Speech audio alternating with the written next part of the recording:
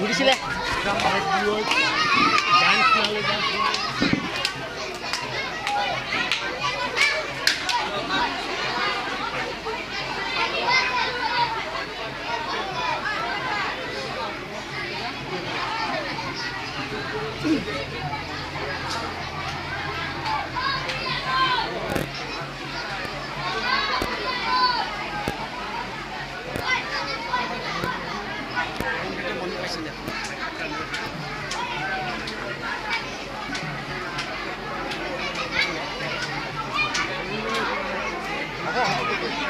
আজি নপতিয়া প্ৰাথমিক বিদ্যালয়ৰ দুজনকৈ প্ৰাক্তন প্ৰধান শিক্ষক, এজন শ্ৰীযুত মহিন্দ্ৰ কুমাৰ দেউৰী ছাৰ আৰু এজন শ্ৰীযুত ভৱানী প্ৰসাদ ঢুংগানা ছাৰ, তেখেতলোকক দুইজনকে আমি গাঁৱৰ প্ৰাক্তন ছাত্ৰ ছাত্ৰী লগতে গাঁৱৰ সমূহ ৰাইজে নপতিয়া অঞ্চলৰ এটা বৃহৎ অঞ্চল, এই নপতিয়া অঞ্চলৰ গোটেই ৰাইজে জাতি ধৰ্ম বৰ্ণ নিৰ্বিশেষে ইয়াত মানে আমি এখন আহোম সম্প্ৰদায়ৰ গাঁও আছে আৰু এখন গোৰ্খা সম্প্ৰদায়ৰ ওচৰৰে পাজৰে গাঁও আছে।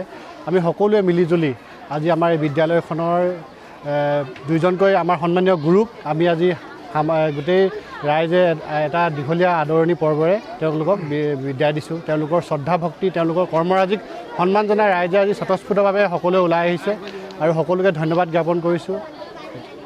ধন্যবাদ। আমি যেতিয়া ভৱানী প্ৰসাদ ঢুংগানা ছাৰক পাইছিলোঁ তেতিয়া একেবাৰে চালুকীয়া অৱস্থা আছিল গাঁওখনৰ পৰিৱেশ, স্কুলৰ অৱস্থা বেয়া আছিল। তেখেতে সুদীৰ্ঘ 33 বছৰ কাল আমাৰ মাজত যি শিক্ষাৰ পোহৰ বিলালে, সেই দিনৰ পৰা আমি আজি এই উন্নতিশীল যিখন মানে শিক্ষাৰ পৰিৱেশ সেইখিনিত আমি যথেষ্ট সুখী হৈছোঁ। সেইকাৰণে আমি সকলোৱে প্ৰাক্তন ছাত্ৰ ছাত্ৰীৰ লগতে অভিভাৱক অভিভাৱিকা সকলোৱে মিলি তেখেতক আমি উষ্ম আদৰণিৰে বিদায়ী সম্বৰ্ধনা জনাবলৈ আমি আজি এই অনুষ্ঠানটো আজি দিনটো ধাৰ্য কৰিছোঁ। মই যথেষ্ট আৱেগিক, কিয়নো এনেকুৱা এজন কৃতি শিক্ষক পাবলৈ বহুত পৰম ভাগ্যৰ মানে প্ৰয়োজন হ'ব। গতিকে আমি খুবেই সৌভাগ্যবশতঃ আমি এনেকুৱা এজন শিক্ষক পাই আজি আমাৰ মাজৰ পৰা বিদায় দিবলগীয়া হৈছে। গতিকে খুব আৱেগিক হৈছোঁ আমি।